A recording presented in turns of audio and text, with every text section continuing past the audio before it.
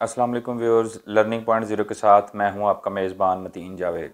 पत्थर हर एक के लिए सख्त होता है, अलबत्ता वो हर उस आदमी के लिए नरम हो जाता है जो उसको तोड़ने का औजार रखता हो।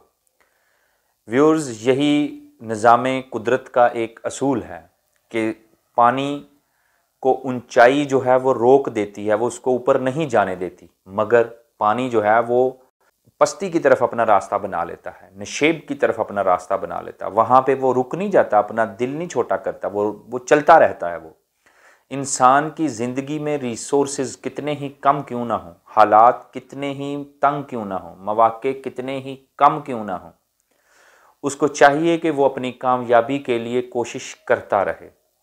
ये कहानी एक M.A. खान की है कि जो किसी वजह से बरवक़्त एडमिशन नहीं ले सका BSc में।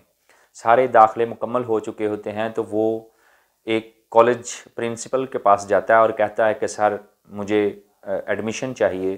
प्रिंसिपल साहब ने बताया कि बेटा अब तो एडमिशन क्लोज़ हो चुके हैं, अब आप एडमिशन नहीं ले सकते। तो वो बज़िद था कि मुझे एडमिशन दिया जाए। तो प्रिंसिपल उम्मीद थी कि अगली बात यही करते कि आप निकल जाओ इस कमरे से, या किसी को बुला के उसको निकलवा देते।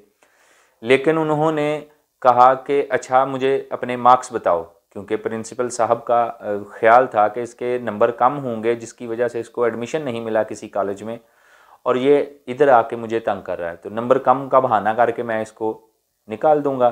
तो जब उन्होंने पूछा कि आपके FSC में मार्क्स कितने हैं, तो उन्होंने M.A. खान ने जवाब दिया जी 85%। तो प्रिंसिपल साहब का जो मूड था वो फ़ौरन बदल गया। उन्होंने कहा जी बैठें। उनके कागजात की छानबीन करने के बाद वाकया ही उनको यकीन हो गया कि इसके मार्क्स जो हैं वो अच्छे हैं और ये एक काबिल स्टूडेंट है। तो उन्होंने उसकी जो एप्लीकेशन थी वो पिछली डेट्स की लिखवा कर उसको एडमिशन दिलवाया। ना सिर्फ एडमिशन दिलवाया बल्कि उसको एक स्कॉलरशिप भी दिलवाया।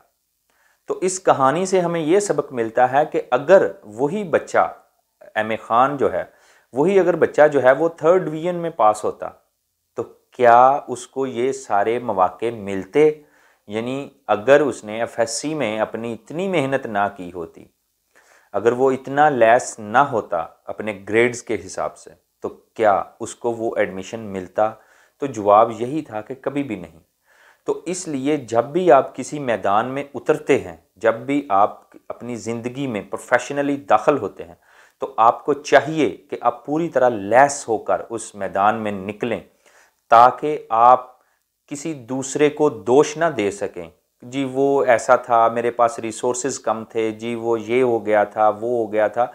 तो ये सारे जो एक्सक्यूज़ेस होते हैं, जो बहाने होते हैं, अपनी नाकामी को किसी दूसरे के ऊपर डालने के जो बहाने होते हैं, वो ना मेहनत करने के बहाने होते हैं।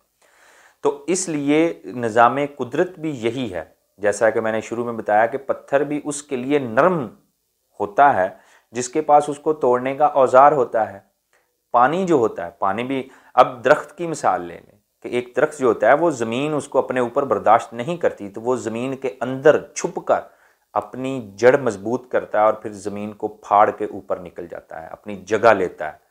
तो यही निज़ाम कुदरत है। आपको कोई भी प्लेट में रख कर कामयाबी नहीं देता। अगर आप कामयाब होना चाहते हैं तो आपको मेहनत करनी पड़ेगी, और इतनी मेहनत करनी पड़ेगी कि जो आपको आपकी खूबियों को, आपकी तमाम तर सलाहियत को एक जगह पर फोकस कर सके और वो आपको कामयाबी की तरफ खींच कर ले आए। अगर आप सच में कामयाब होना चाहते हैं तो पहले खुद को मुनज़्ज़म करें और उस सांचे में ढालें और इस कायनात को बताएं कि आप कामयाब होना चाहते हैं।